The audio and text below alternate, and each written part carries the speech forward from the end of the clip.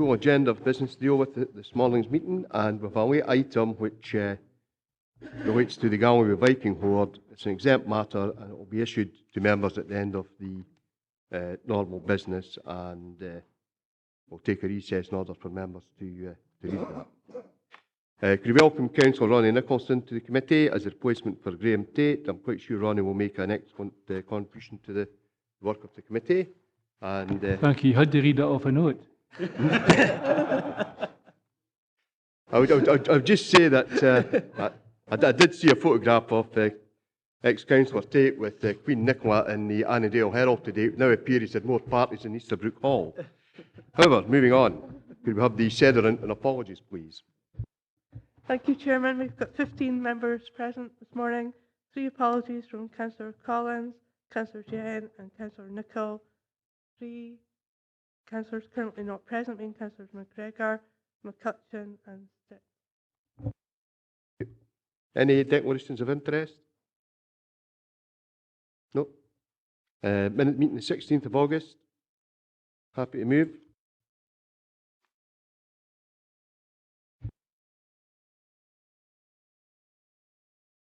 Oh, sorry. Item 4, Area Committee Discretionary Grant Arrangements, report by Director of Communities. And any you wish to add? Thank you, Chair. Nothing to add to the content of the report. Members have any questions? Jane? I do, but it's not actually sort of in this report. We looked at this yesterday, which is why it's fresh in my mind at the Area Committee. And we were talking about the fact that we would not fund any organisation for property that it did not own. But quite a number of people then said, of course, well, we do fund people who have a long lease. So I don't know where that fits with this sort of issue. Thank you, Chair. Councillor Maitland. I think all of the area committees are free to determine their own criteria, and I think this is a very broad framework that wouldn't fetter the discretion of area committees. So if statutory area committee are minded to make that particular restriction, then they're at liberty to do so. Any further points? Archie? Thanks very much, Chair. I mean, I think this is a good feedback from the area committees, and it certainly was the issues that was raised at Annandale and Estill area committee in there. Looking at the back of the discretionary and strategic framework, I think that's a good starting point for area committees, and as Colin says, you have that discretion at the area committee for future, just to go with the recommendations on that, Chair.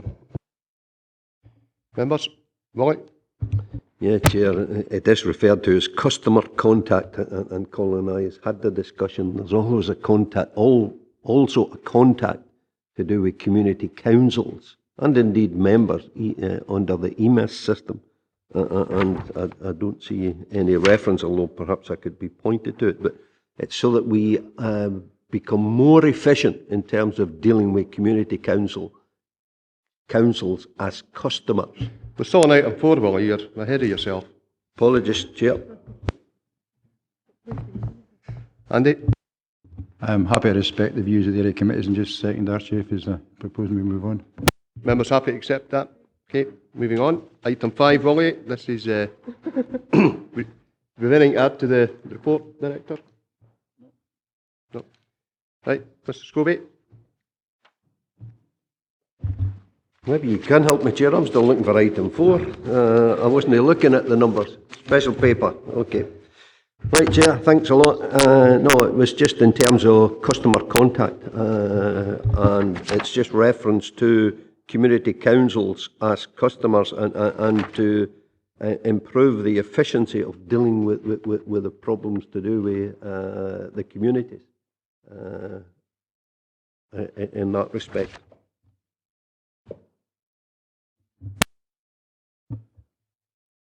Yeah, thanks, Chair. Yeah, Councillor Scobie, it goes without saying that obviously community councils are very much customers, and I believe the same principles that are being outlined in this report for customer excellence in the widest sense should equally apply to community councils or indeed internal customers such as other staff and colleagues.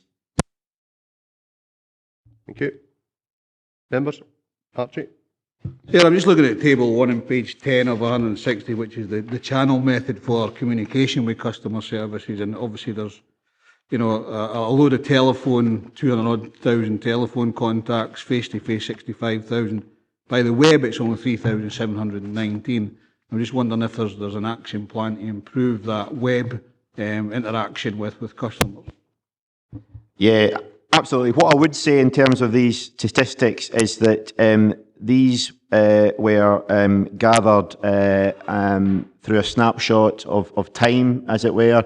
I think one thing that was highlighted loud and clear in this service review is that to be able to gather customer intelligence and really understand how customers interact with our council, we really need to have a more robust, consistent system in place across the whole organisation. Hence why, as another recommendation, we're developing our new CRM approach. There's been a lot of work already done, complementary work to this service review through channel shift, and we've deliberately used the strapline digital by choice, which is we want to make the product so good that people want to use digitised services, as opposed to the strapline digital by default, which means it's the only way you can do business with an organisation. And I think we've very much taken into consideration the challenges faced in D&G, such as broadband infrastructure. Some of our more vulnerable customers haven't actually got access to the technology, etc. Hence why we're promoting assisted digital, which means they don't get disadvantaged in any shape or form. So this whole report is about focusing our priorities and resources on services that will successfully shift to a digitised channel, and that people will use it and find the experience so good that they want to come back and use it. And quite clearly that then generates efficiencies that can then be refocused on dealing with other priority areas. Anybody else? Jim? Yeah, thanks, Chair. A couple of questions. Page 14, under shared delivery. The last sentence says, further work is required to develop a sustainable framework to take this approach, including core responsibilities, quality standards, and resource transfer protocol. Please define resource transfer protocol. What does it mean exactly?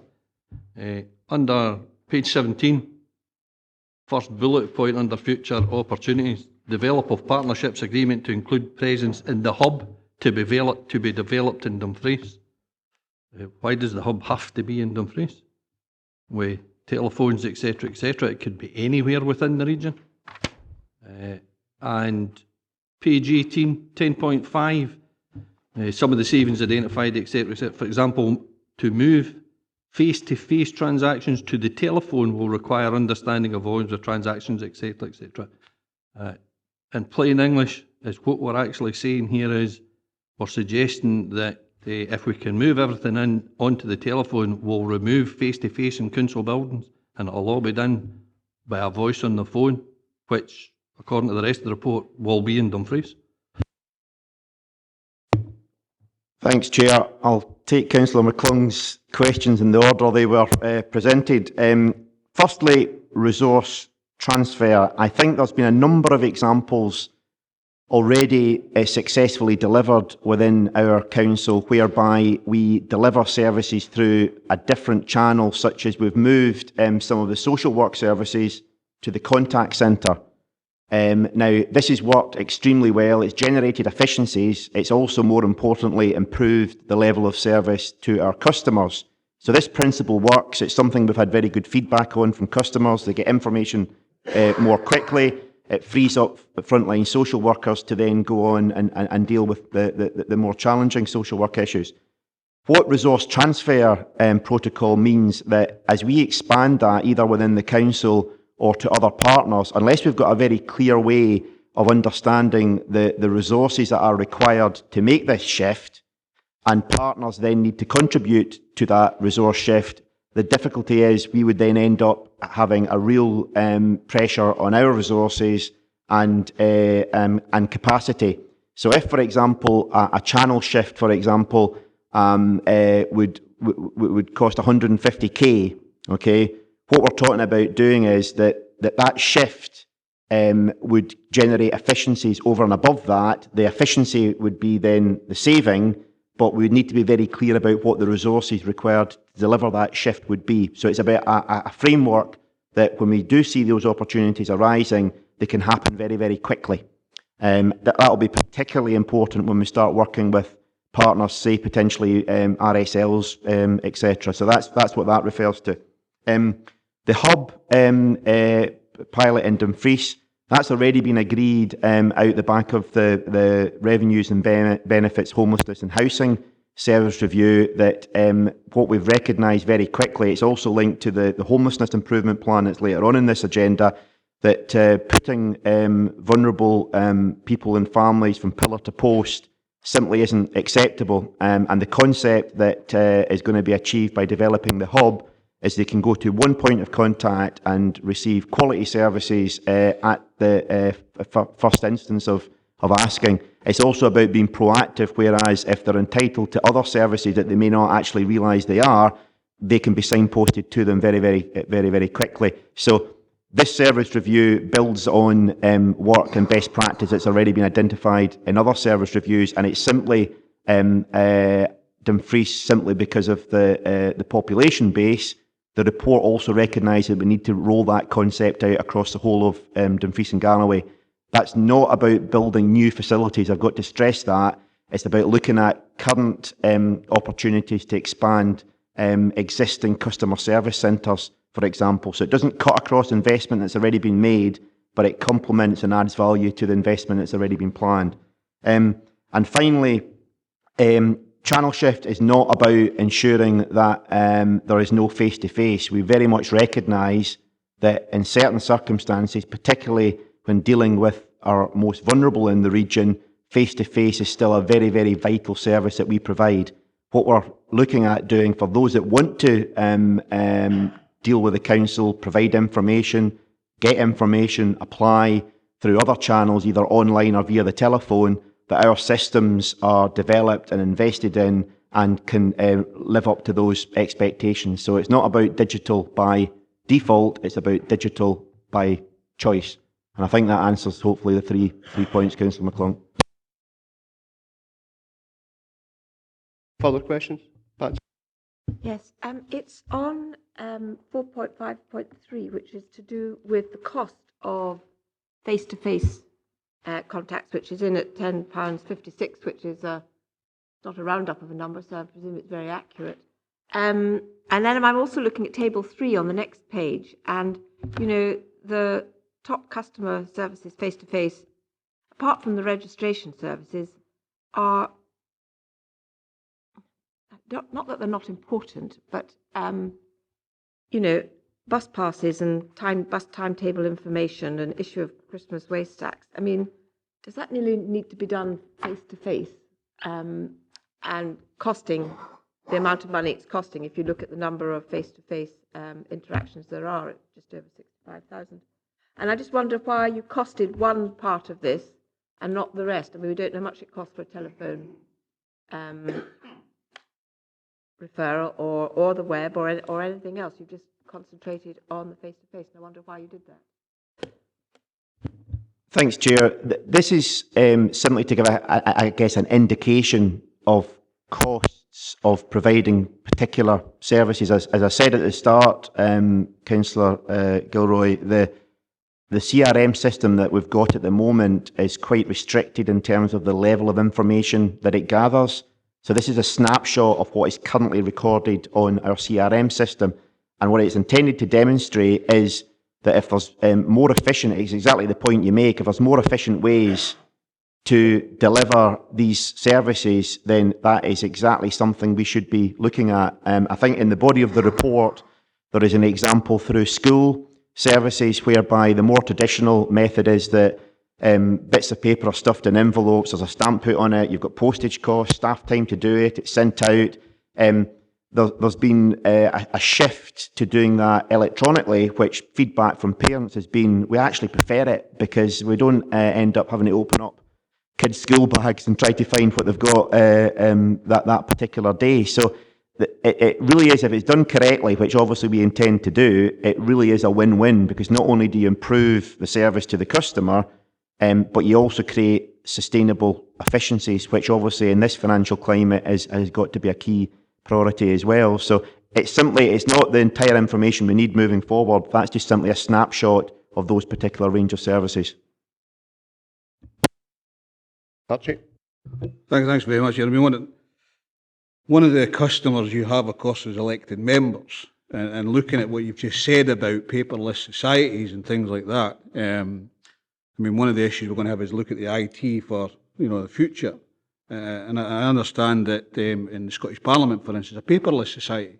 And when you look at the savings potential there with having a paperless society, then surely that would be one of the things we would be looking at as well. Thank you, Chair. I think we've been doing a lot of work with members round about paperless committees anyway. And as you understand, we've already got an ITC focus group that will be looking at that very issue. And the interim Democratic Service Manager is also looking at how that will work with the new system to manage the agendas as well. So there is work underway with that, and we will be keeping members informed, and there'll be workshops on that in the future, next couple of months. Any further questions? Andy? Thanks, Chair.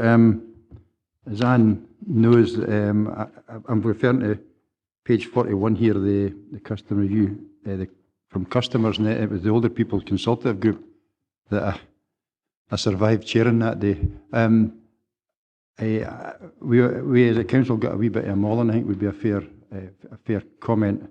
And it's interesting here that the older people in particular, the representatives of the older people were talking about the preferred contact. But I'd just like to add, because that was they expect privacy when they're speaking to somebody. Right? Privacy, privacy, privacy kept coming across all the time.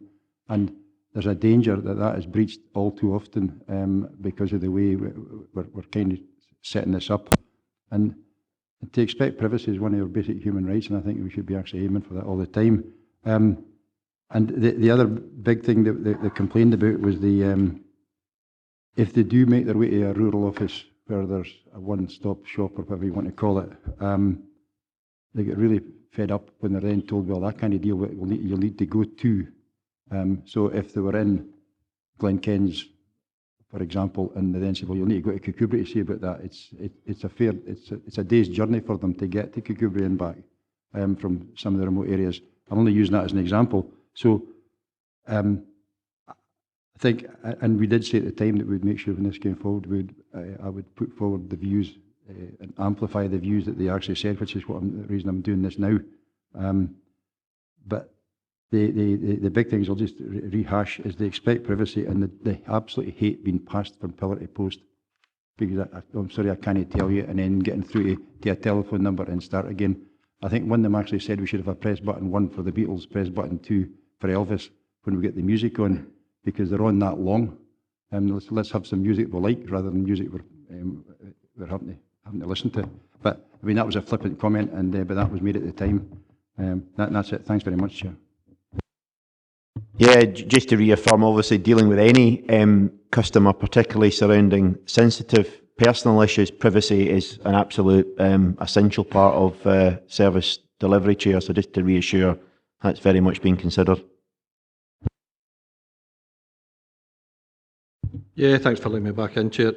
Just a couple of things in the Appendix 5, the telephone contact centre assessment.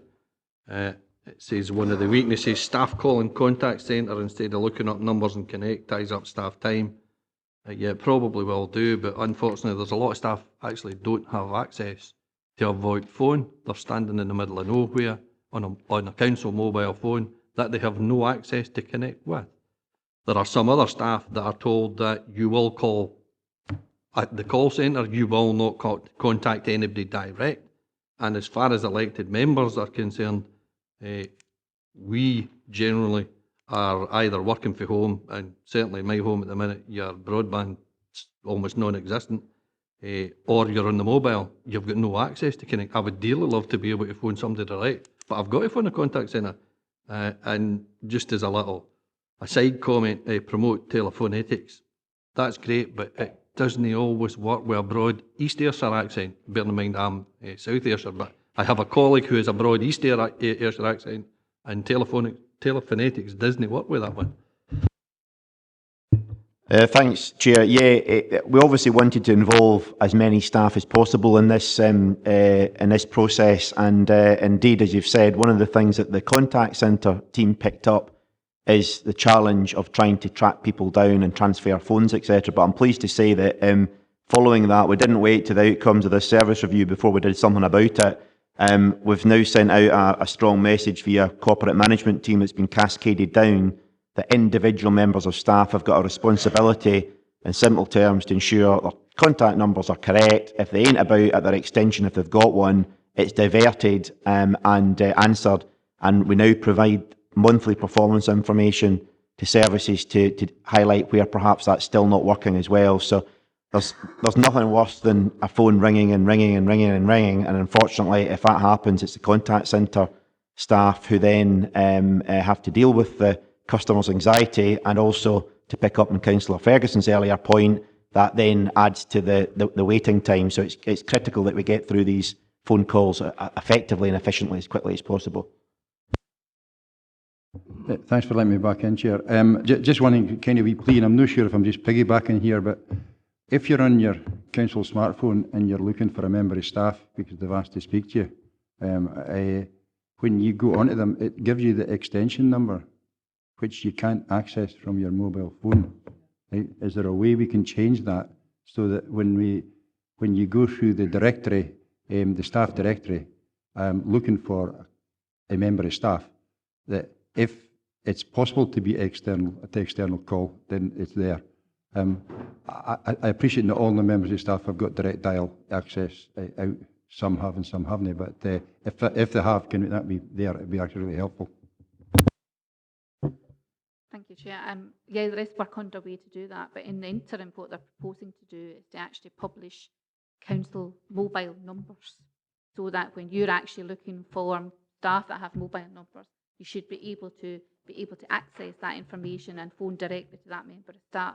So there is work going out to look at how we do that and how we publish that, and also how we make the service between the mobile phones and the soft phones that people are using access remotely easier for people to access and to use. So there is some work going on with that at the moment.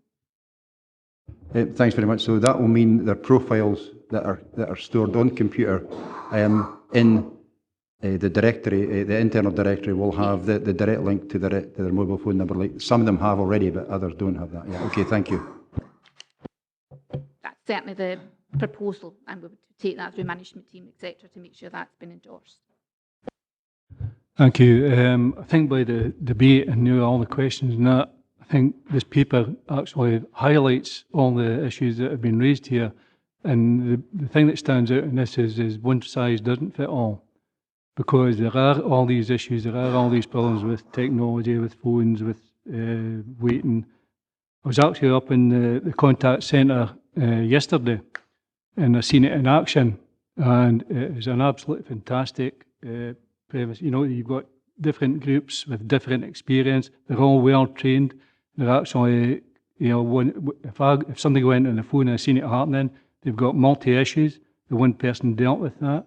Now, it's in the paper as well, but what happens is you've got social work up there as well that deal with them issues, integrated with the health service, and that actually allows people in the front line to actually do their job, whereas this one-stop shop, if you want, can actually highlight these issues and either deal with them or get somebody else to deal with them, for the customer. So I think it is a fantastic thing that's happening. Won't please everybody. There'll be difficulties within there because of the technology, because of the digital and the access to that, and the telephone waiting times, etc. But these things are moving in the right direction, and that's, you know, I'd like to pay tribute to the staff up there because they're dealing with harrowing experiences, harrowing individuals that have difficult experiences, and they're very professional, but have empathy with them and they deal with them on a one-to-one basis. And sometimes that might mean a member hanging on the phone or not getting answered right away, but you know, they deal with very difficult issues, and I think every member should take cognizance of that. Happy to accept the recommendations 2.1, 2.2 and 2.3. Okay. Item 6, Homeless Service Improvement Plan Progress, report by Head of Customer Services. Members will know this is Challenge Poverty Week, and our Council is committed to protecting our most vulnerable people. This week a number of events have taken place to highlight the Council's direct action at tackling poverty. And I think the leader's been involved in 2 or 3 of these events himself. And I don't know if you wish to add anything to the report, Harry?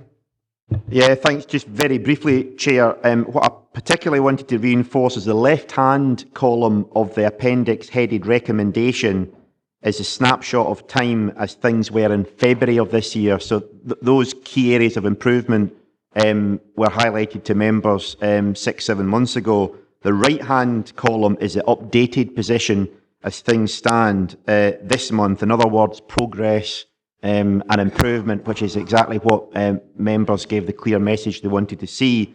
And I'd certainly like to thank the staff within the Homelessness Service for their focus and commitment to drive this change forward. And I guess our real priority is to make sustainable change that then doesn't fizzle out. We've had to put a lot of different systems and processes and protocols in place to ensure that we've got consistency as much as possible across the region. Certainly not consistent in any shape or form. There's still a lot of work to do, but I'm certainly confident that progress has been made and will continue to be made. And ultimately, as the Chair said, this is about ensuring that the most vulnerable people within our community are protected and looked after and supported. I'm happy to answer any questions.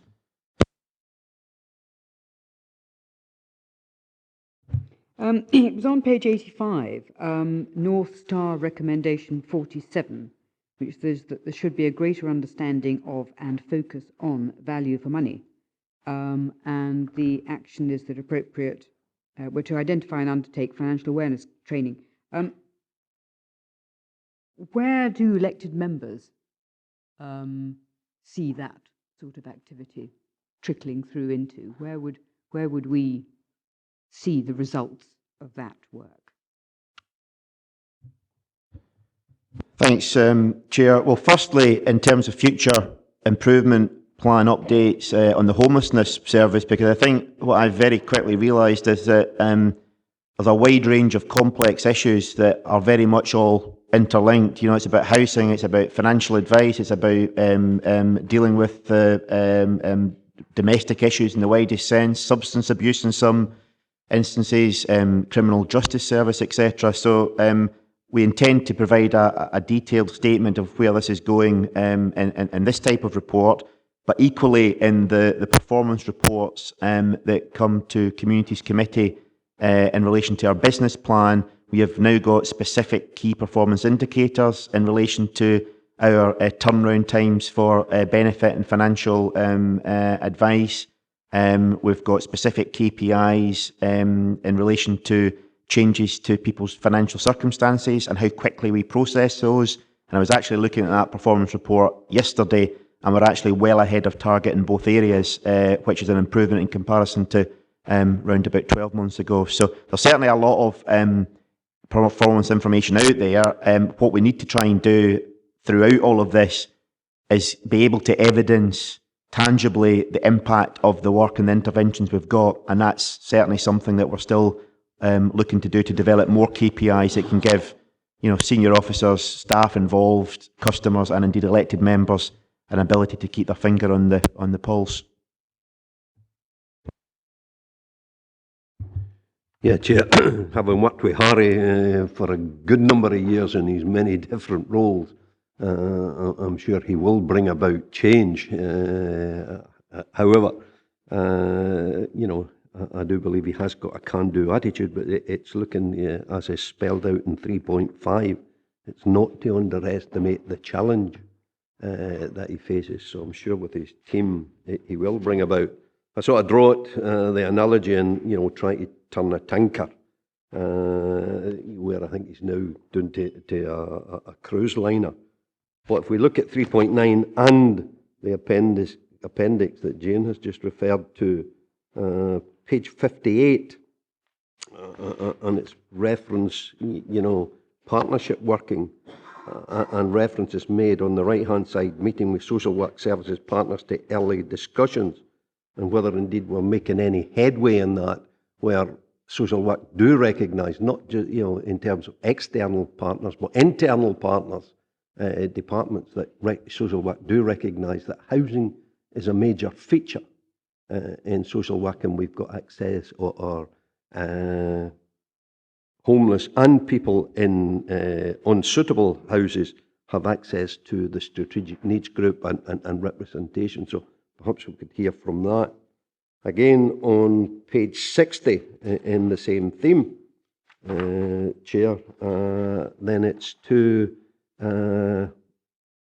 aids and adaptations, and reference. A hospital discharge protocol should be in place, and this is where people are discharged from hospital to homes where they become literally prisoners in their own homes because the proper aids and adaptations are not in place. And I notice in 3.5 it refers there to the bullet points under housing support provision. And I think there needs to be an added there in terms of fit for purpose homes on people leaving hospital, or those that do require it within their homes, the aids and adaptations. Again, on page 65, Chair, there is reference in terms of homeless people, or people presenting themselves as homeless, and that they would be tried to be dealt with within a maximum of 5 days. And perhaps Harry can give or we can get an assurance that those people up to that 5 days will be given temporary emergency accommodation, or at least hear for Harry how he deals with that one. And again, on page 75, Chair, on the right-hand column, reviews are taking place to ensure case of prolonged use of temporary accommodation are reviewed and actioned. And really, if we could get some elaboration on what does it mean by action, because what we've got in Dumfries and Galloway, and I'm sure throughout Scotland, is inadequate provision in terms of accommodation, or suitable accommodation in terms of 3 and 4 bedroom houses, and indeed right down to 1. And we've got a number of homeless people having been occupying temporary accommodation for an inordinate time. And what action is being taken to try and move those people on to secure accommodation? So perhaps in those 4 points we could maybe hear just what it is being. I say that in so much as that I understand the housing subcommittee did have relative success in terms of an RSL who had 2 bedrooms, and we've got them to look at moving to 3 bedroom accommodation. So perhaps it's that kind of action that we need to hear, that we're adequate provision is being provided for people, perhaps not only in larger property, but 1 bedroom as well. Thanks, Chair. I think I've got 4 main questions with perhaps supplementary questions in throughout, but I'll try and endeavour to answer. I think there's a common theme running through all those questions, and it very much goes back to my previous item in terms of customer contact, service review and customer excellence. Dealing with homelessness and preventing homelessness is no one department or indeed organisation's responsibility. It's got to rely upon good, effective partnership working, and everybody that's involved needs to fully understand their respective roles, remits and responsibilities, and that's certainly what we've been endeavouring to do. So, for example, we're now looking at customer journeys and experiences, that we break down the journey that that particular homelessness person has taken, what's worked well, what hasn't worked so well, and on the back of that clear evidence, we are then going to speak to partner agencies, other directorates, to say, look, this process, this protocol needs to be tightened up or reaffirmed consistently across the region.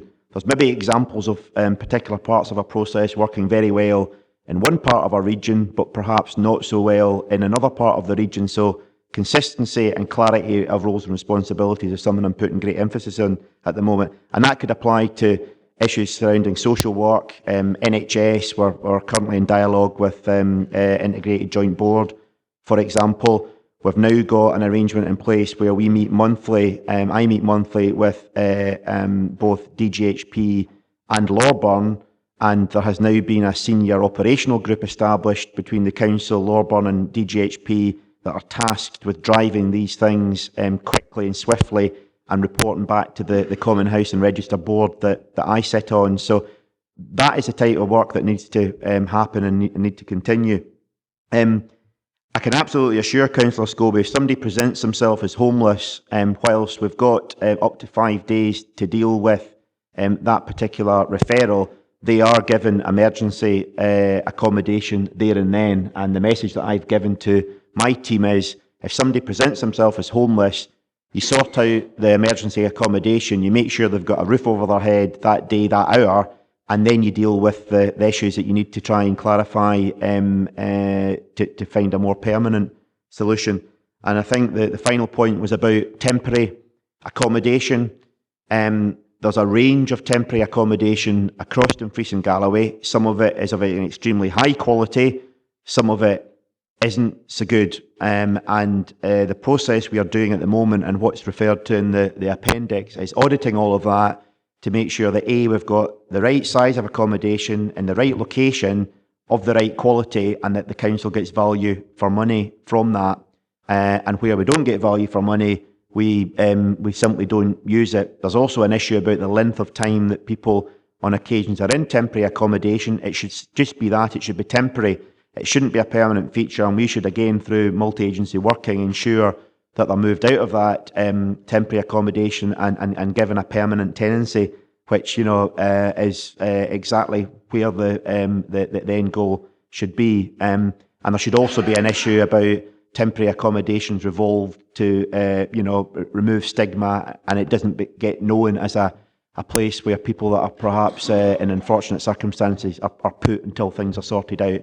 So that is certainly something that's moving in the right direction at the moment. Yeah, Chair, and grateful for the reply. We got the response that Harry gave, and if we could be kept up to speed with the partnership working and the protocols, so that we know the systems are working and that we are getting proper representation on behalf of homeless people and people who are in unsuitable accommodation. There were 2 points that Harry did not come back on, and that was on the adequate provision of the stock that is out there, and I made reference to a current one where we got an RSL moving from a 2 to a 3, whether indeed that work is progressing at a satisfactory level, and to make sure that we have got suitable accommodation. And the other one was the fit for purpose in terms of aids and adaptations, and not only the bed blocking, but people living in homes that aren't fit for purpose, that doesn't meet their needs. Thanks, Chair. Yeah, both these issues have been looked at. Of course, they may not necessarily be linked to the homelessness service, because very often people that are discharged from hospital require aids and adaptation. This report is focused on the homelessness service, but yes, another issue that we are developing with RSLs through the Strategic Housing Investment Programme is the right quality of properties in the right location of the right size, and that there's an evidence-based assessment as to what's needed in what location. Certainly there's a wealth of information. The last Housing Subcommittee papers, give a lot of background and detail about what's going on in terms of joint planning to meet strategic housing needs. Thanks, Chair. Willie's just partly touched on what I was going to ask, actually, but I would like to go a wee bit further. It was in recommendation 3, and I think that's on page 60. I thought, I might be wrong here, but I actually thought it was not to create a new process. It was to ensure that the homelessness team were involved in the hospital discharge process, because we can't have two processes. And I think what I'm trying to get at here, and I think Harry kind of half answered it there, is I'm looking for any assurance here that when the hospital discharge process that's carried out jointly between the NHS and social work is done, it doesn't mean to say there has to be another process put into place that if the person's homeless, because that should all be done at the one and the same time, I would suggest. So I think what I'm looking for here is to make sure that we've got, if the early identification is there that the person's gotten out, hasn't got their own home, is that homelessness officer should be part of the discharge team who are doing the assessment on the person before they get ready to tell them they're getting out of the hospital.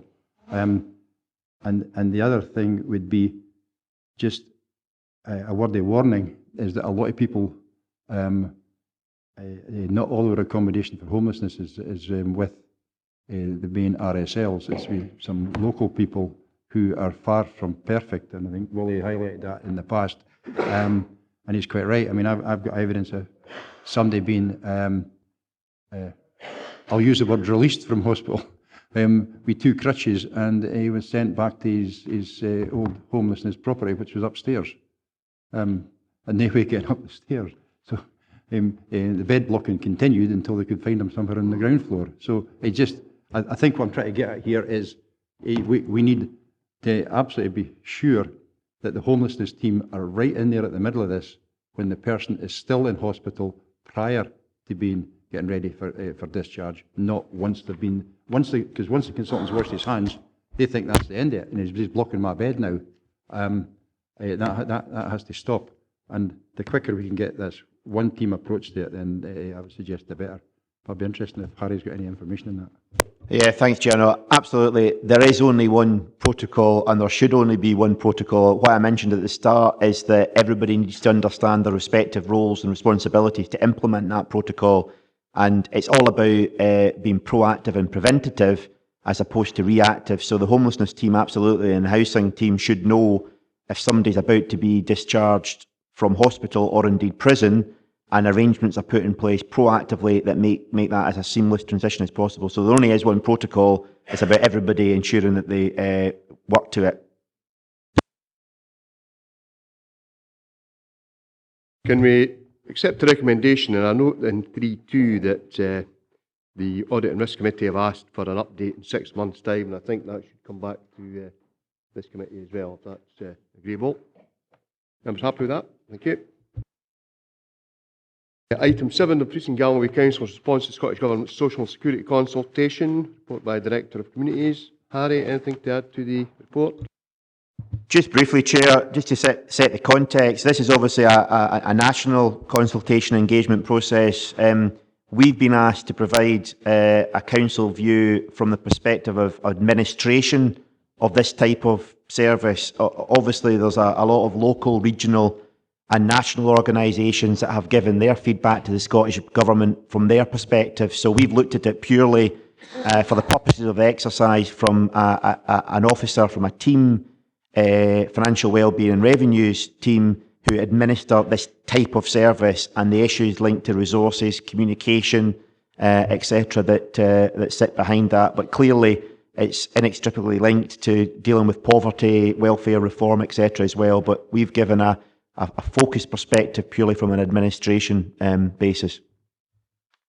Thanks, Chair. Thank you. Members? Just one thing. Some of the boxes start with I. I don't think the council's an I, it's a we.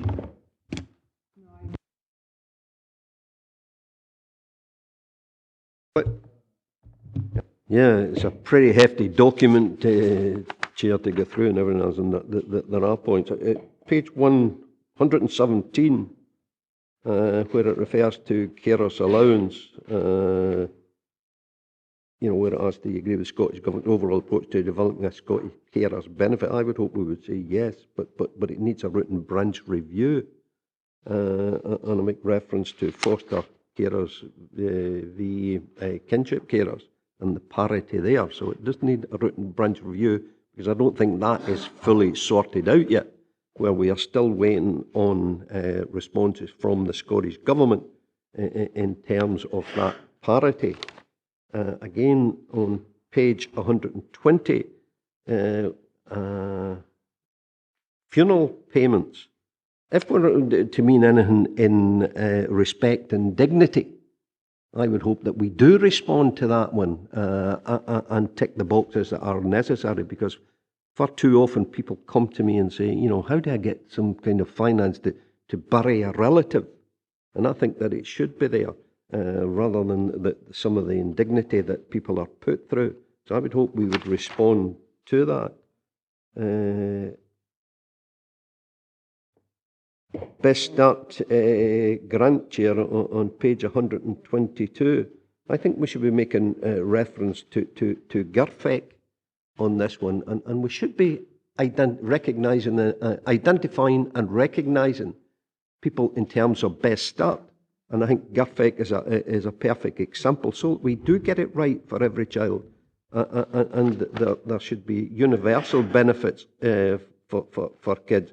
And we only need to use the statistics of the food banks and the people in Dumfries and Galloway who are using food banks, and children are involved, whereas abject poverty throughout Dumfries and Galloway, and people who have to use food banks and continue to use food banks. So I think we should use the figures that we've got in terms of Best Start for any kid. And a page 126 in terms of DHP and discretionary housing payments.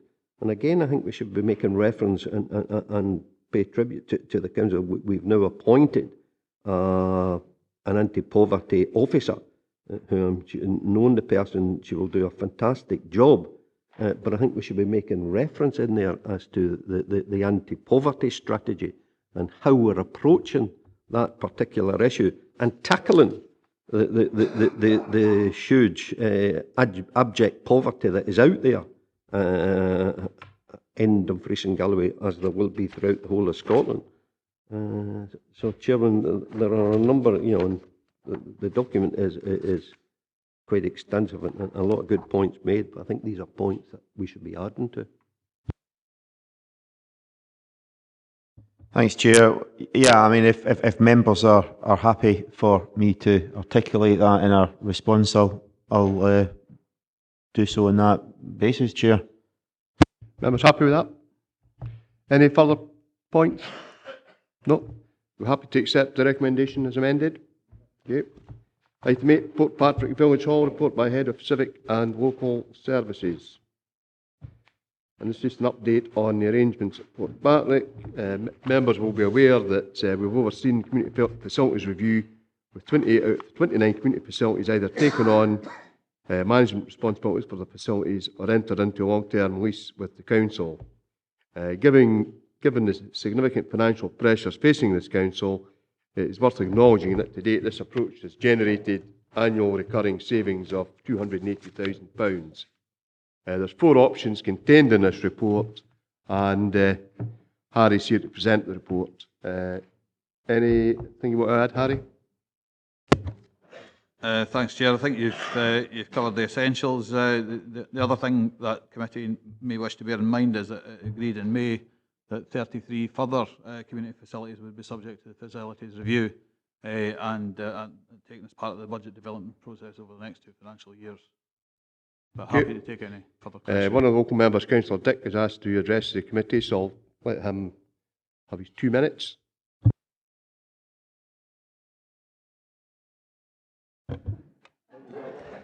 Thanks very much, Chair, for allowing me to speak on this issue, and I do so as a local ward member with quite an involvement with the local community over this particular issue, and also the part played in the strategic budgets, particularly of 2013-14.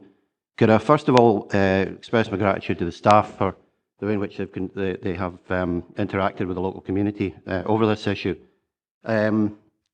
I'm asking members if they consider option 1. I'm not going to go through the history of it, but I know that each individual asset is always treated on its merits, and it's obviously I'm in favour of transfer where we have a sustainable likelihood that the asset will not return to the council.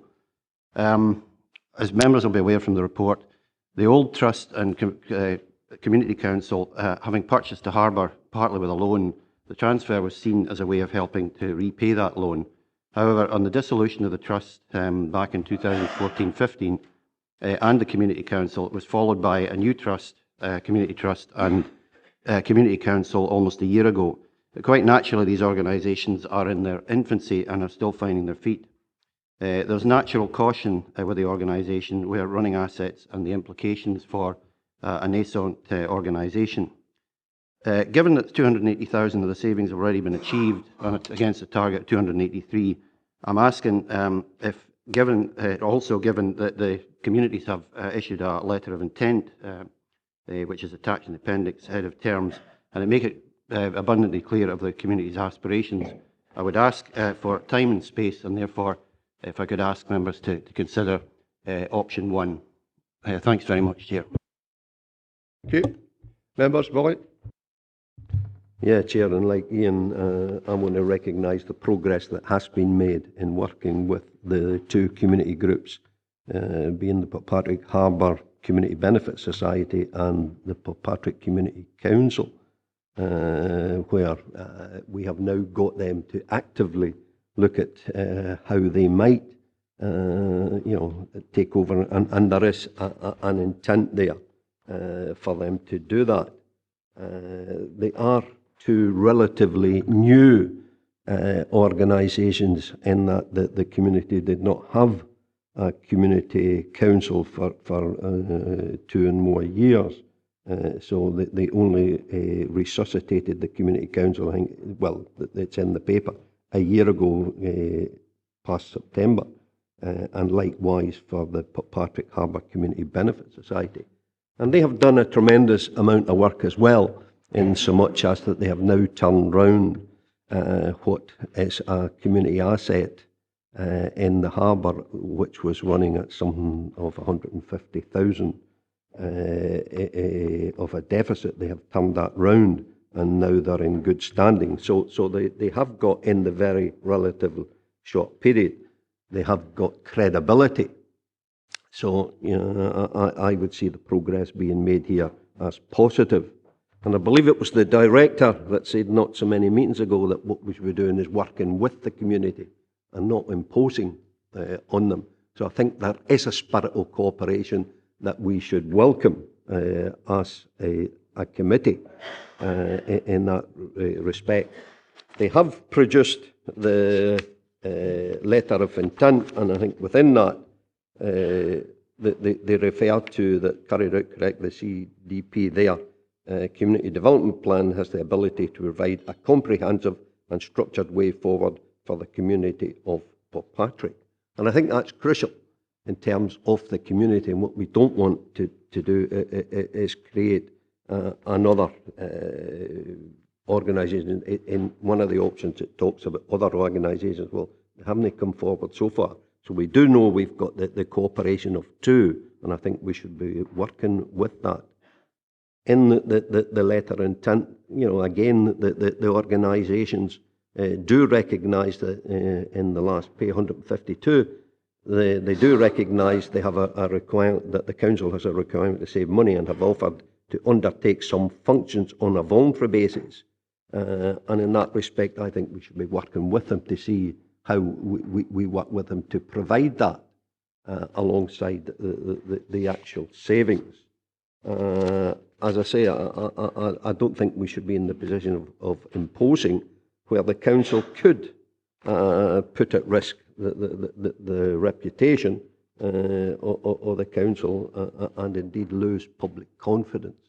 So in that respect, option 1, I would see in what Ian has said as the only option that's available. Well, an option that I would hope the committee would support, as there is no alternative accommodation. It just referred to the school.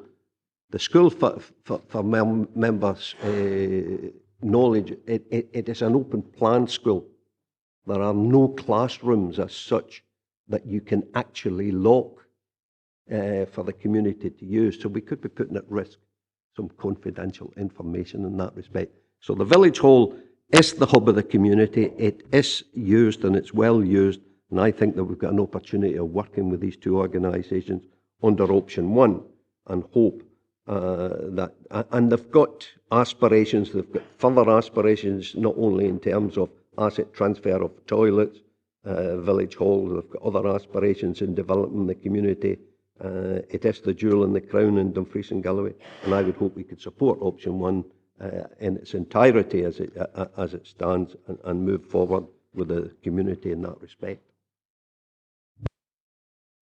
Thanks very much, Chair. There are a couple of things come to mind here, because this committee made a decision a while ago to actually treat things, these premises as individuals and not have a fixed closing date, because all the different criteria, all the different conditions were different. And we agreed to that leeway for the director to take forward. But it was within parameters. I'm a wee bit disconcerted in page 145 in the disadvantages box. They're saying a consistent approach will not have been progressed. I would suggest if we were to go for option one, then the consistent approach would be to allow that organisation or those organisations now the same timescales that we offered the other groups who were involved at the time. So I'd be happy to go away in option one, working within a parity with the other groups in that they've got the same time restraints as the other groups had. That will focus their mind. I think the will of the people in the village are there. Right? It's that's all there. So let's give them the time to get things sorted and go with option one. And I'm happy to move that if obviously others will want to speak, but I'll be happy to move that when it comes. Yeah, thanks, Chair. Staying relatively close to Portpatrick and having lived there, I would also like to pay tribute to the fact that they've managed to pull themselves out the mire as it regards the hall, and they've also now got the ward shower for less than best consideration of the council to stop any developers building right along the front. Can I just have confirmation that my understanding of the current asset transfer process is 18 months, i.e. significant progress within 6 and then to completion within 18?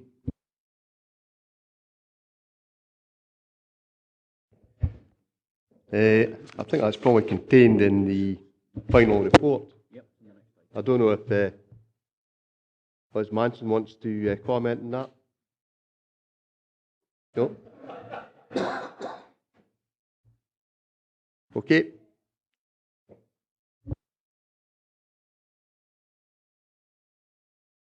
I think Jamie Ferguson's expert in this. May I get Jamie?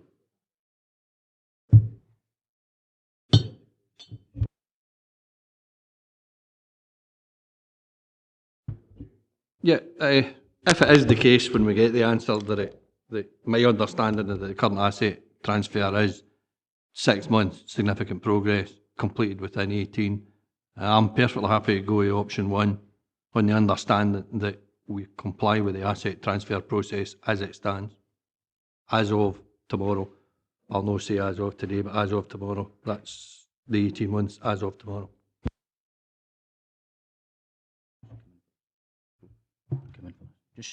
Thank you, Chair. Just to clarify, we need to distinguish in the report we've got before us, members. This is about the Community Facilities Review, and therefore that's quite separate from the Community Asset Transfer process. So while it might be helpful to have clarity on the timescales, and I'm happy to provide that, the process here was set out by committee as far back as 2013, and that's quite a different process from a Community Asset Transfer process. That's one of the options open to the committee, but it wasn't the process that we're using for the Community Facilities Review.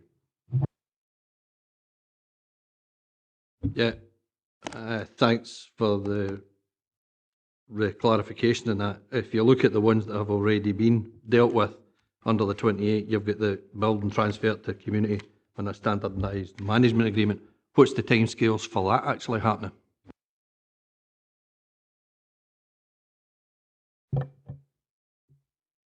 With the caveat that the director has put in place or mentioned that the community facilities process may vary from the community asset transfer process, the expectation and the process under community asset transfer is, as I think you correctly stated, it's 18 months that the property would be kept off the market as a general guideline. In that case, how long is the piece of string for the building to be transferred under a standard management process agreement? The timescale for that can vary, and it depends on the ability of the community group taking on the management of the facility as to how quickly it can be taken forward, but it can be taken forward reasonably quickly within a matter of months. Thanks, Gerard. Just maybe one question before I continue. How long has the officers been working with this community group? This specific community group, Chair, has not been in existence throughout the duration of the Community Facilities Review, which dates back to 2013-14. The new trust was established in 2015, and therefore we've been engaged with them significantly during this financial year, really.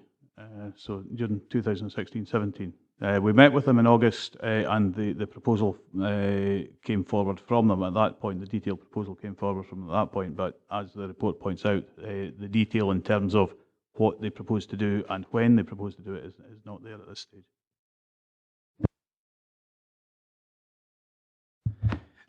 If you look at 3.5, it states, I think the community facilities, of which 3 facilities are working towards an asset transfer for less than best consideration. I know one of those are within my ward, and what they have agreed to do in the interim, because they've not made the timescales and need a little bit more time, is they agreed to actually meet the estimated savings so that the budget savings could be achieved. Would that apply in this case with Portpatrick? Would they actually, if they were to be given more time, would they then actually, I don't know, there's no detail on what the specific saving was on Portpatrick, so maybe you could tell me what that is and whether or not within option 1, to give them more time, they would actually meet the saving that the council would have generated by community transfer. Thanks, Chair. The saving associated with Portpatrick within the budget is just over £3,000. However, the discussions with the Harbour Community Benefit Society has made it very clear that the actual cost of running the facility is closer to over £10,000 in terms of the actual running costs, and that's an additional budget pressure that the department is dealing with at the minute. Based on option 1, is it on the presumption that if they have more time, that they meet the costs of that? Because I think the saving was meant to be achieved by, is it the end of this financial year or last financial year? It was last financial year. It remains a budget pressure for the department. If we were able to reach agreement that they could cover that deficit, then that might be a different position. There's no suggestion within the correspondence that they would propose to do so.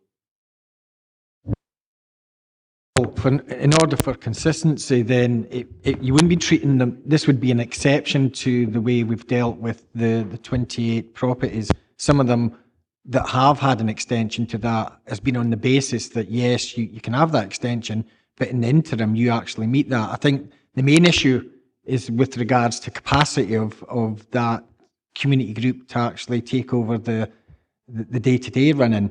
But it should be that, because in the previous circumstances, it should be that if they are, and that's why I was asking option 1, if option 1, if we agreed, then it would be no extra additional cost to the council. The other concerning thing is that the initial 3,000 cost is actually 10,000, so it's increasing the burden the council has. Thanks, Aaron. Just coming, on from that particular thing, you look at the supposed consistent approach has now been inconsistent across this particular one. There's been a lot of time spent, I believe, and as Harry says, a lot of resource spent working with this community group, trying to take it over. I've got a fear, however, if we go away from that particular approach, then other groups who are in that part of the transfer and future groups may actually come back and say the same again, because as we mentioned before, there's another 33 potential assets going to be transferred. I think sometimes you have to take the bull by the horn and say, okay, the choice has been made. And I hear what other members have said in the local community about their assets and the people working there, and I've got all respect for that.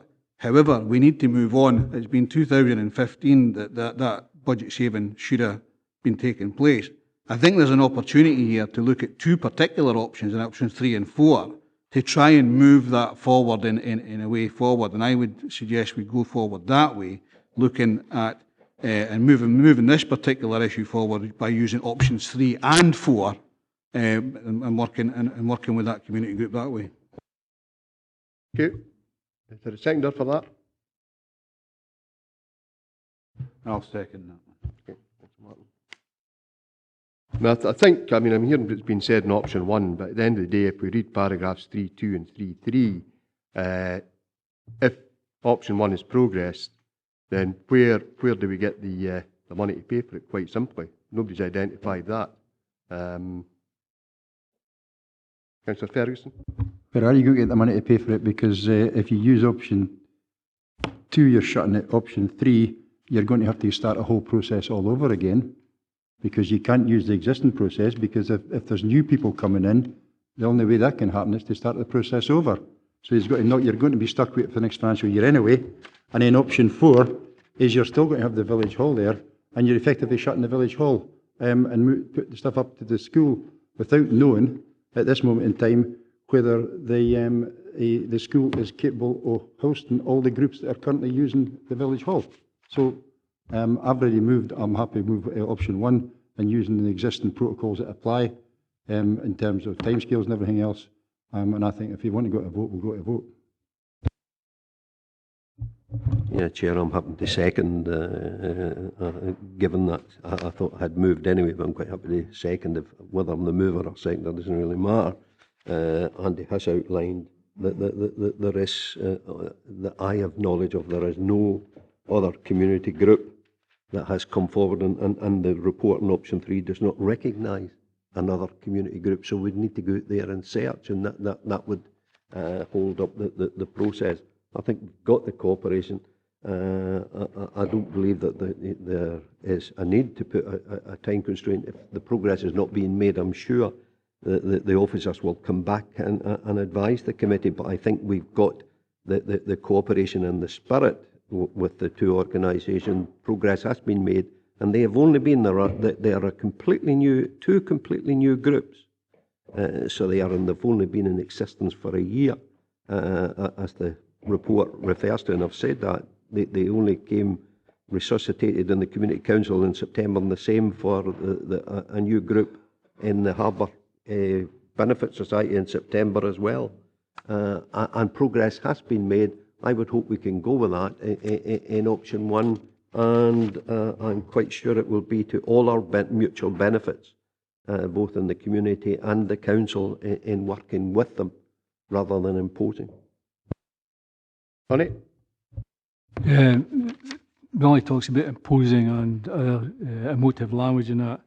This option 3 actually provides a consistency approach. So what Billy's saying is, that it's no other, the people that have actually went through this process were wrong doing so.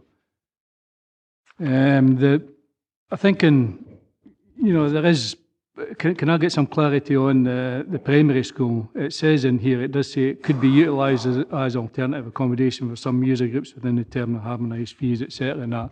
And we're getting information from other members that this isn't so. Could you just clarify that in there?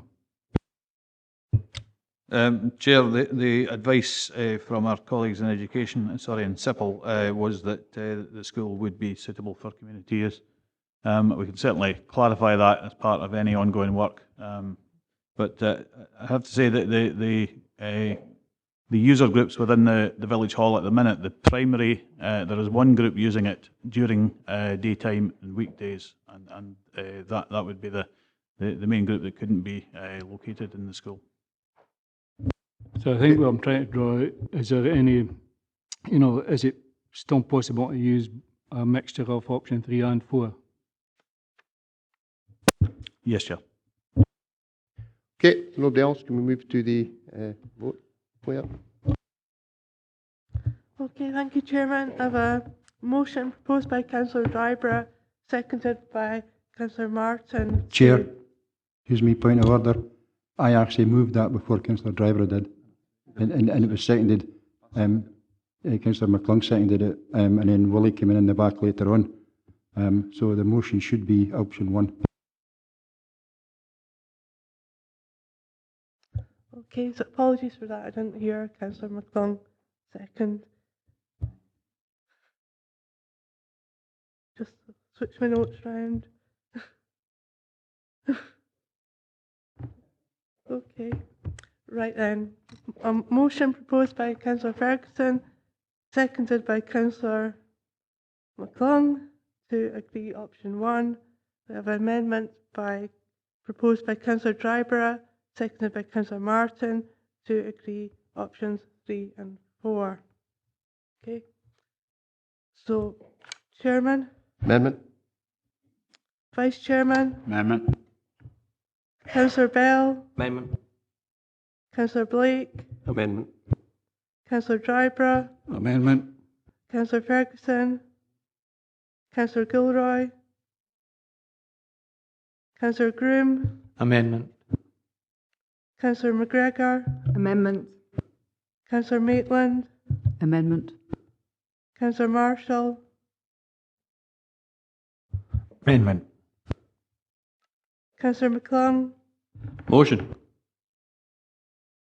Councillor Nicholson? Councillor Scobie? Motion.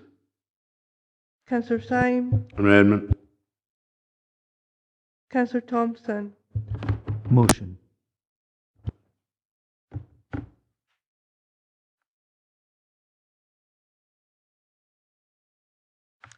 Amendment is carried, 12 votes to 4. Thank you. To move to recommendations, and recommendation 2.3 would be to adopt 3 and 4. Move on to item 9, Ward Working, report by Director of Communities. This was issued on Monday, the 17th of October 2016. The report was late in being issued so it could incorporate the decisions of full council in relation to revised ward boundaries. The council priority of being inclusive council is a key responsibility for Communities Department, and we set it up as part of the reshaping of the council. The Directorate has brought forward a revised business plan and management structure to ensure that local people and communities are at the heart of our decision making. And as well as this, the committee has supported new arrangements, including the street scene approach for community assets, establishing customer hubs and focused action tackling poverty. The management structure for the department was endorsed by full council in March 2016. Majority of posts have now been filled. Given the challenging financial climate, it's worth remembering the new management arrangements across the council have achieved savings of over 2 million. And I want to reiterate that although we have a number of new job titles, such as ward workers, the management costs continue to reduce in order to protect frontline jobs and services. The recruitment for the posts of ward managers is now complete, and recruitment to ward worker posts will be finalised during November 2016. However, in light of the decision by Scottish ministers to reject opinions of this council and local people, we will have 4 less elected member and 1 less electoral ward. Members will appreciate this will require us to make some small changes to our arrangements for ward working. And the report before members today sets out the revised model for ward working, and Liz is here to present the report. Anything to add to the report, Liz? Thank you, Chair. And before I just highlight a couple of issues, could I highlight that in item 2.2 that it should in fact say paragraph 3.3 instead of 3.4. So my apologies for that typing mistake. And yes, if I could just highlight a couple of issues.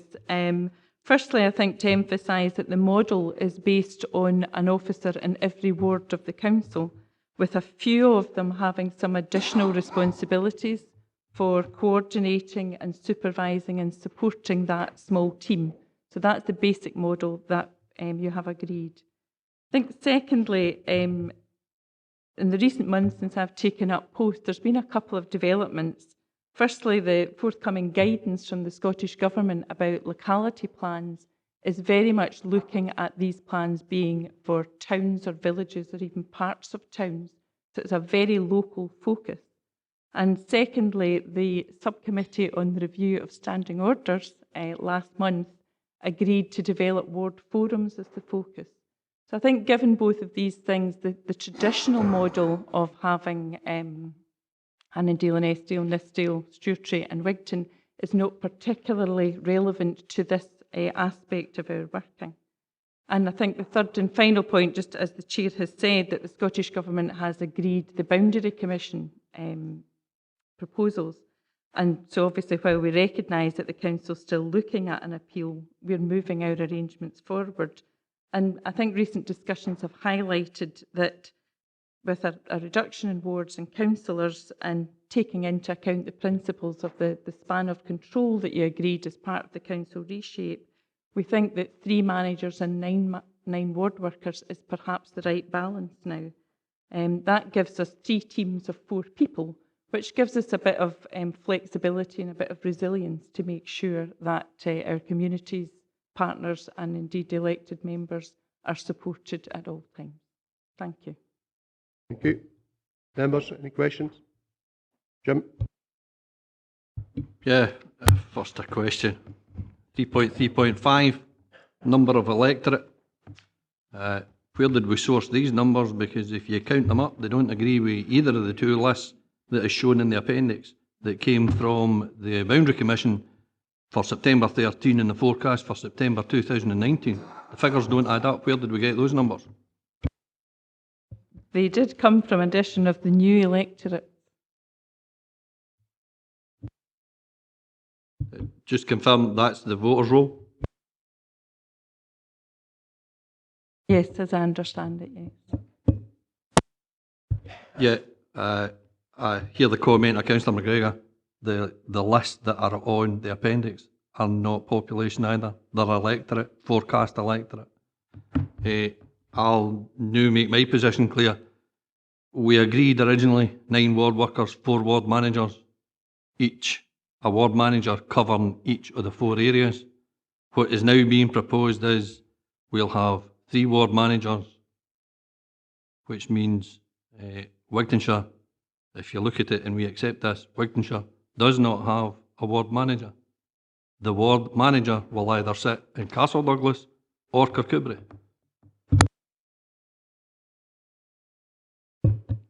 As I understand it, I don't think there was ever an explicit identification of the 4 managers being in the 4 traditional areas. It was about the number of the managers to ward workers, so it was a ratio issue. And I think what I was trying to describe in my introductory remarks was that I think we're trying to move away from that particular model for the ward working scheme, because I think we are having a much greater focus on individual localities rather than the traditional 4 areas.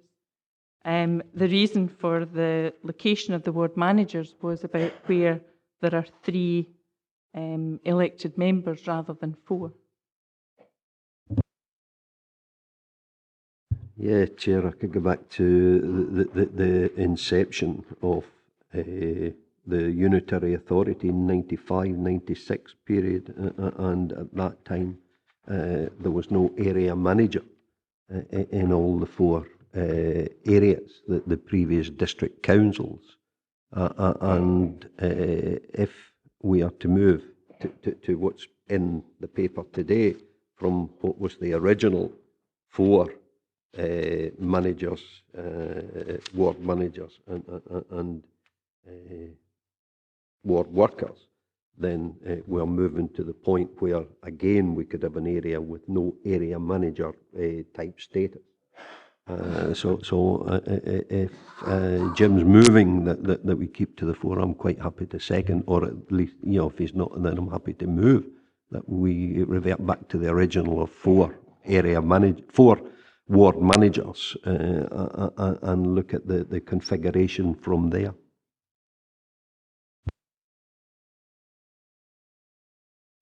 Yeah, thanks, Chair. I hear what you say about saving money, and you're absolutely correct. But if you want to look at the ward worker, ward manager combination that we originally planned for, at minimum of the bands, it was going to cost us 440,000. The option that we're being offered here would be 401,094, and what I'm proposing is 8 ward workers and 4 ward managers, 1 working in each of the 4 areas of the council, would cost 408,960. So it's still a saving over what we were originally going to spend to put ward workers and ward managers into the council. And I'm quite happy to move that we go with 8 ward workers, 4 ward managers, with a ward manager in each of the 4 districts of the region. Thank you, Chair. I'm quite happy to move the recommendations. I think the crucial things at 3.3.5, where it's very clear that the breakdown of electorate and number of elected members per area is fair, that we have 3 managers and 9 ward workers. So I would move as such. Anybody else? Archie? Thanks very much, Chair. I think the probably understanding of the ward worker actually being within the ward that elected members can actually go and see is a clarity that might be needed. The ward manager, of course, is a bit of extra help for that individual ward worker.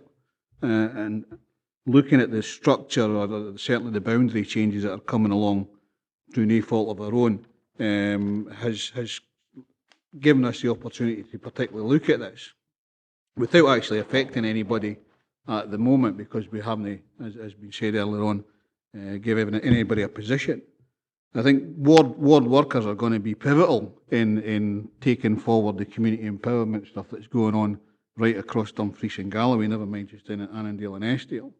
And I think I'm happy to second Councillor McGregor on that particular thing, because of what's actually going to be happening. We need people to be in the place in the next few months, getting their feet on the ground, talking to their local communities, and I'll reiterate that, their local communities, rather than the wider area committees. I think looking at what I would hope is that ward members will work very closely with their ward workers or their ward managers in ensuring that community empowerment goes forward in a quick way. So I'm happy to second that. Andy? This is obviously an individual issue here, and I would suppose I hope a view for each of the members representing their own wards rather than their political stances in this.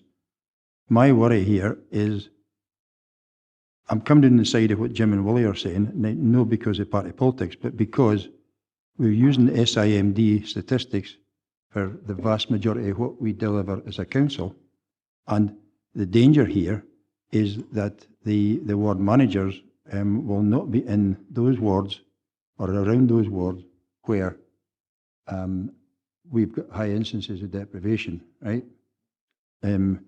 Are we going to put the ward manager for Stranraer in Newton Stewart, as is suggested here, or Kikubri, I think might be the other option, I'm not sure, Castle Douglas?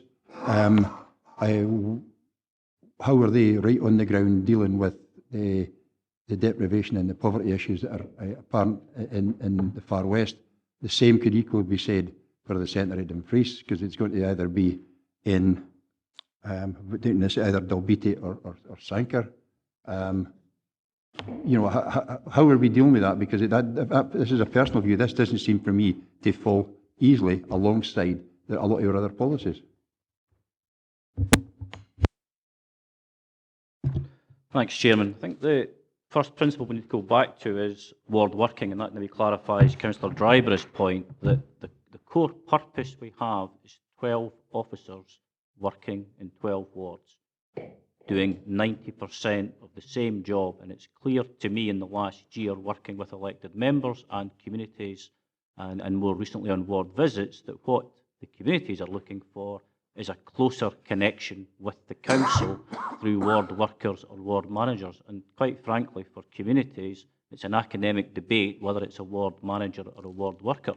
So given that this council has already questioned the validity of SIMD in terms of its bias against rural areas, I can assure Councillor Ferguson that he's absolutely right. Tackling poverty and deprivation will be a core part of the ward worker's job, and therefore that will be done consistently in the 12 wards, but it will be done at a local level in the ward directly with you as ward members and communities. And the whole rationale for this approach was the connection between the electorate, elected members and communities, and we've never moved from a position one officer for one ward.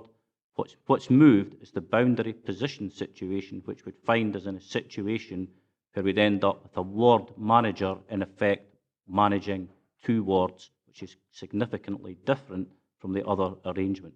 The option today allows members to either go with the original principle, as suggested, or indeed to take account of the changing position that has been certainly not the Council's preferred position, but we have to adapt to that situation. But fundamentally, the role of the ward worker and ward manager will be 90% of the same job. Okay. We'll have a motion and amendment on the table, so I think we'll move to the vote before we get into any more discussion. No, I'm sorry, we've got a motion and amendment here, so take Yeah, it's just on the point of poverty. No, come on. It really is, Chair, just on the point of poverty, because I don't think it's just the ward worker's job to try and alleviate poverty. I think it's everybody's job to I've do got a it. motion and an amendment. Let's proceed to the vote on the motion and amendment. Okay, thank you, Chairman. Hopefully I've got the details correct this time. I have a, I have a motion proposed by Councillor McClung, seconded by Councillor Scobie, that the model of ward working should be 4 ward managers and 8 ward workers. I have an amendment proposed by Councillor McGregor, seconded by Councillor Drybrough, that the model of ward working should be 3 ward managers and 9 ward workers as set out in the report. So, going to the vote, Chairman. I'll go for the Vice Chairman. Amendment. Councillor Bell.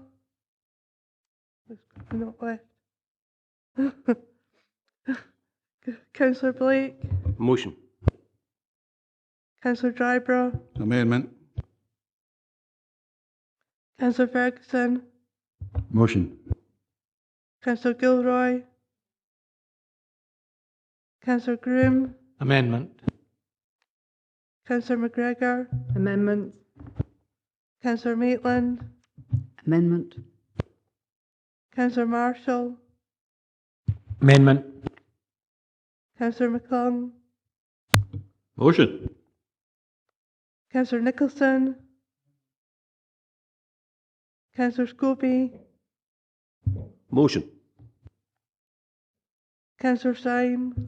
Amendment. Councillor Thompson. Motion.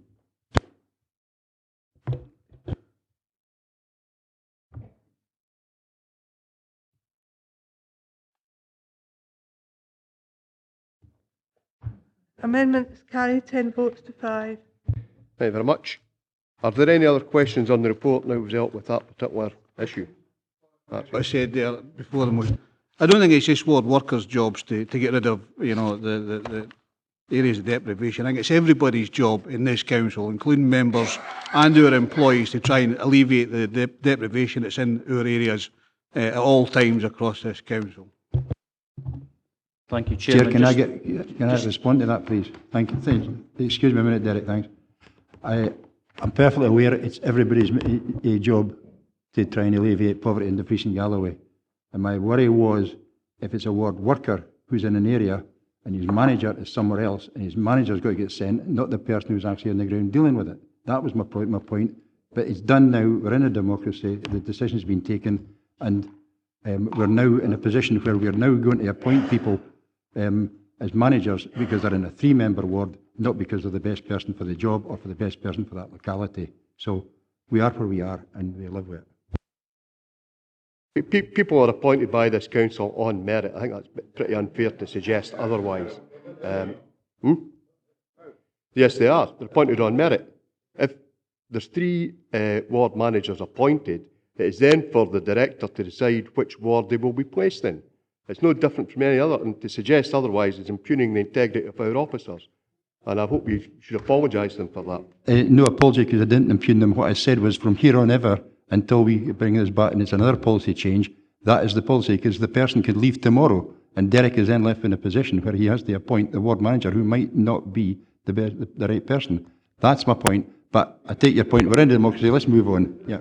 Nowhere in the job description said if you're appointed as ward manager, you will be based here, there, or wherever, or you're only going to be a ward manager, right? No. That's a decision that he's appointed 3 managers. He's now going to decide where he puts them, and if he puts a manager in a 3-member ward, that's fine.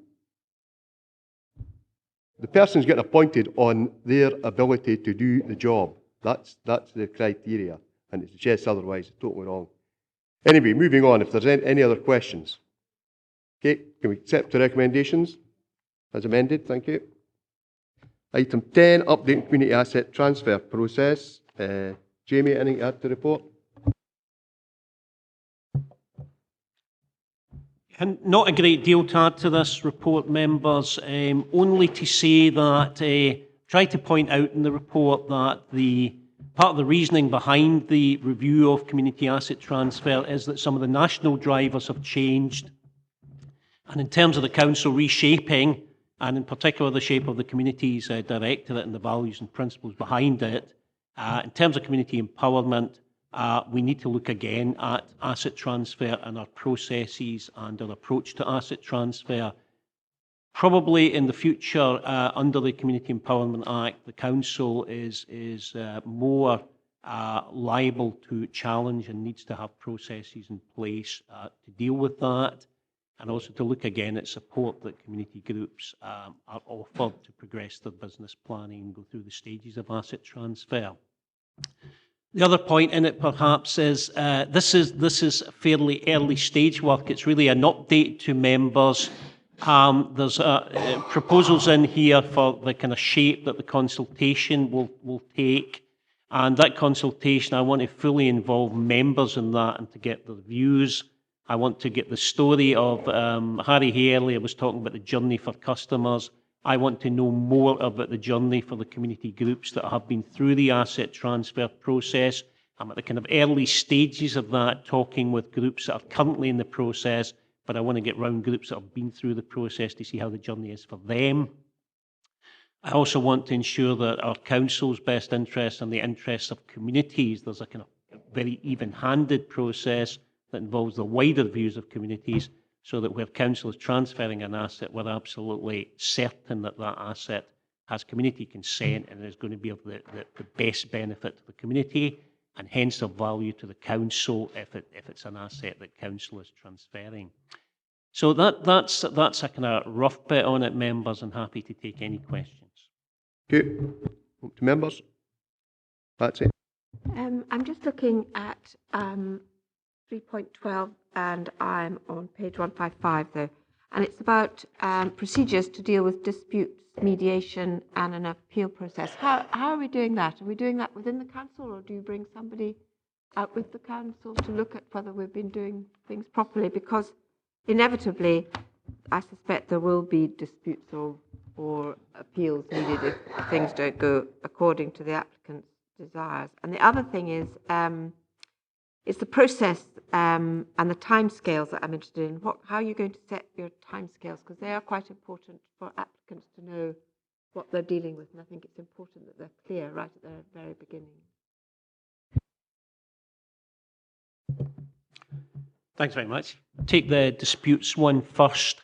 We are still nationally awaiting guidance from Scottish Government, which is due any time really, and that guidance on asset transfer, the kind of national guidance, I think will contain specific guidance on dispute mediation and resolution.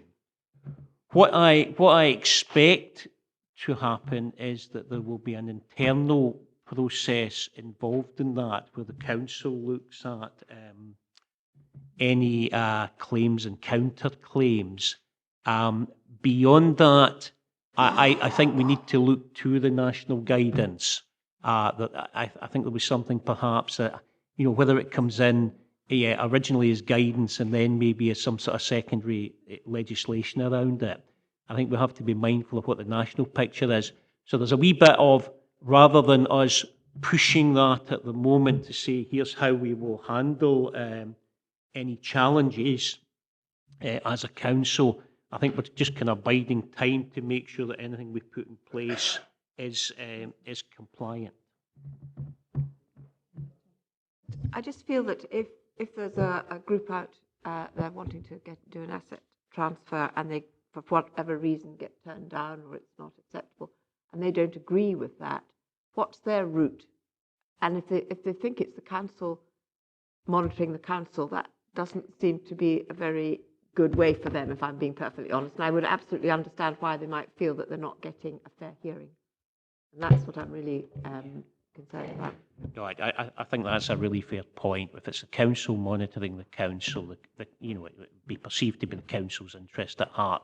I don't suspect that will be the route. That will not be the complete route. I'm just suggesting that might be the kind of initial route as a kind of initial kind of investigative part. I'm sure there will be stages that follow that are maybe through interagency groupings and perhaps even escalate to ministerial level. I'm just loath to say at the moment because I don't have the detail. In terms of the timescales, something that I'm really keen to get in place is clarity for community groups, because I think we owe it to them. We have a community asset transfer in place at the moment. I think the process on paper and the kind of almost the flowchart part of it is good. I think there are variations in it and variables in it, maybe for good purpose sometime. I want to be absolutely clear during the review process that communities are getting what they need to get from our processes. I also want to make sure that the interests of the council are balanced against that, and that we're not looking just to sectoral groups within communities, but there's actually kind of community consent behind that. In terms of timescales, I would like us to get an awful lot slicker, even in terms of how we acknowledge communities' applications, so that we get one point of contact that comes in. It's almost, there's the electronic response, and I'm not saying it will be electronic, but at that kind of speed that just says, thanks for your application, we've got it, we're looking at it. Some of the stage one stuff, very simply, does it kind of comply with what we're looking for? I think that can be handled really quickly. And then in terms of the support that community groups need, I'd like to have that conversation a lot quicker, with a kind of joint assessment of what support they might need around their business planning, if any, and to adhere to the timescales as best we can, and to lay out those timescales in a way that community groups can easily see and easily understand. The initial part of review at the moment tells me that in terms of community groups accessing the basic information, we're maybe a wee bit slim on the ground in giving them that in a way that they can readily understand. Jim, then Archie. Yeah, thanks, Chair. Just to confirm something, my understanding, having looked at it, that the Act will actually mean that there will be a presumption to agree the transfer unless there is reasonable grounds. Now, as far as I'm aware, the reasonable grounds haven't actually been defined, but I've got my personal opinions on what will and what will not be reasonable grounds, but there is in the Act the appeal to the council if they don't like the decision, but they then can further appeal to Scottish ministers if they don't like that decision. Just my understanding's correct, isn't it? Yeah, from what I've seen and come across, that's how I understand it. That there would be an external right of appeal, but that seems to be it's there. But how firmed up that is in terms of Scottish Government, I think that's where we're awaiting the kind of further guidance to say how that will be handled. But certainly there will be a right of appeal for community groups if they're not happy, either with the timescales, with the decision, or with the process that they feel council has undertaken in arriving at its decisions. Which is why, as part of the review, I want us to be absolutely clear on the decision-making process and have the clear rationale. If there comes a point where, a decision is arrived at that a community group does not agree with, we have a very clear trail that we can justify why that decision has been made, which may be in terms of the business case. Generally, we will be in the best interest of the community. I think it's unreasonable not having a definition of reasonable grounds. Can I just, my understanding of community asset transfer isn't just with the council. Public service, public bodies is part of that as well. And going into the issue of partnership working and things like that, are we having any discussions with people like the NHS, MOD, Forestry Commission, that type of thing? Yeah, certainly in the paper. This is a fairly early report on this. It is genuinely looking at the review.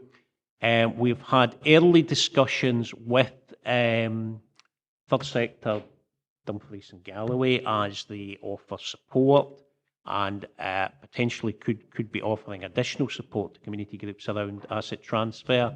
We've had initial discussions with partners from NHS. And in the report here, what we're looking to do as part of the review is to scope what we can do within that as partners, but with the focus, as we are the council, on the council and the council assets, but also looking in terms of, because I know what you're saying in terms of, I heard members talking earlier about the one team approach. And where, if we're looking at communities from a best use of resources from a one-team approach, it absolutely makes sense that asset transfer has a good fit with local plans and with plans involving partners around health and social care. Anything else? Thanks very much. I'm kind of picking up what Patsy was asking there about this independent, or how are we going to look at an appeal process? Are we considering speaking to the other agencies who, in this process, who will have their own appeal processes, I would suggest, to actually have a joint one, which is outside any of them, and therefore would actually add weight, I would suggest, when it reaches Scottish ministers and say, well, actually, in fact, this isn't a council approach, this is a joint approach. To me, it would just actually maybe streamline the whole process. Well, that's useful, thanks. That's exactly what we'll look at. Thanks, Chair. It's just an advice and support to community groups. One being, there's a few areas in my ward that through a lot of different efforts, we still can't find ownership. And there is community groups coming forward asking about these pieces of land, but it costs a lot of money to do that. Is that part of the support provided to find the owners of this land so it can be progressed? Second part is looking for support is we do have some properties that have title problems that we're looking to maybe take over. And I know one, for instance, that's supposed to be sold to a local businessman, but it was released nearly 4 years ago and it's still not released. Now that's costing the council money to keep that going. So these are wee bits of support that communities will need to take these forward, and I just wonder if that's part of the support that will be provided.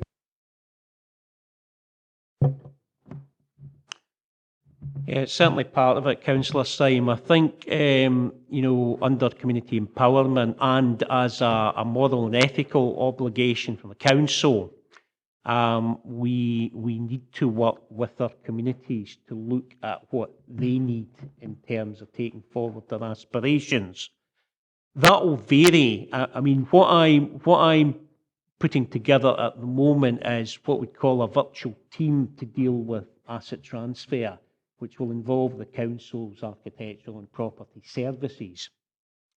And any searches that we need to do within reason on that. Titles always, or has been for some pieces of land and properties, it can be a long-standing one, because some of them go back an awful long way, as you know. But certainly support to communities in terms of establishing title, you know, would be part of it. And that may be as part of wider plans and aspirations that communities have. So the approach I'm looking towards is early meeting through our workers and our ward workers and other staff that we may have in place, and with partners who may be supporting community groups and asset transfer, to assess and have the conversation about what those communities might need in terms of asset transfer. I'm aware as well, I heard members talking earlier, I mean, within wards and within local communities, there are different levels of, I suppose the fancy word is social capital, where people know how to make the connections. And, you know, there are some communities where there are huge skills within that community in taking forward an asset transfer. There are other communities where there may not be those pre-existing skills, where the capacity building element, if you like, the working with the community to be able to have the confidence to take on an asset may take a bit longer. Thank you. Any other queries? Gail? Thank you, Chair. Just a couple of points to pick up on before we go to the recommendations. And I appreciate that we're only being asked to note and consider today. When will a further report come back once we've received the final version of the regulations from the Scottish Government? Because I think it's imperative that we do know, when you look at the bullet points on page 156, it's imperative that we have clarity on the arrangements for establishing clauses should a community group not be able to sustain that property. And I think that various others, the disputes and the mediation and such like. So as I say, I appreciate we're only being asked to note today, but it's when we'll get a further report where we can actually agree and get some solid recommendations in place. And the other thing, sorry, in the recommendations, I'm not finding a section 3.3.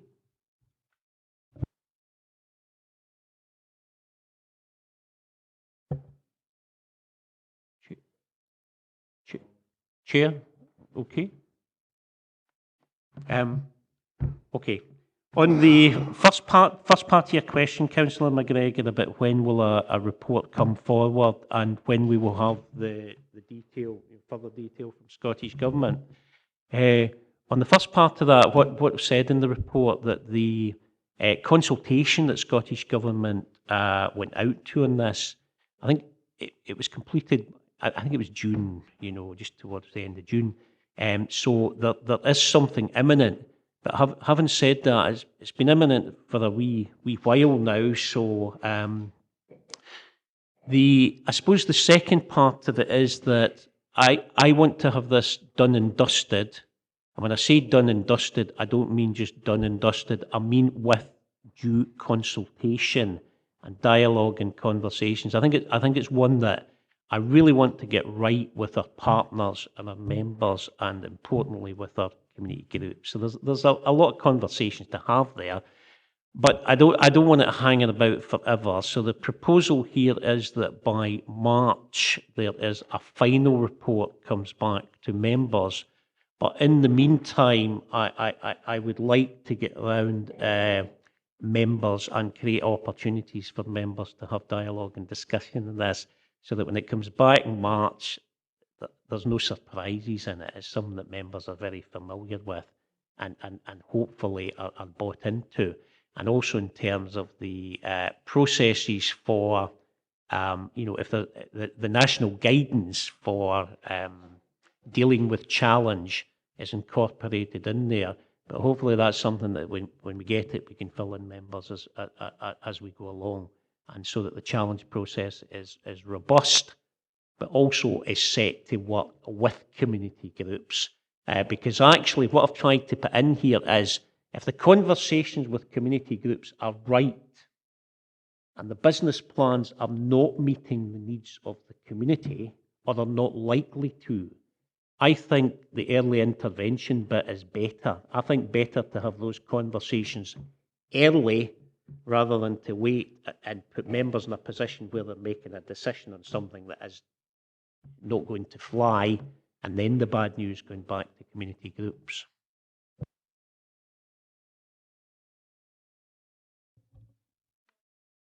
Oh yeah, aye. 333. Where's I believe, that? Chair, it should be paragraph 316. All right.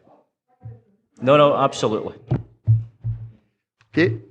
No further questions. Can we accept the recommendations? Okay. I have one item of business which is an exempt item, and we'll get that issued.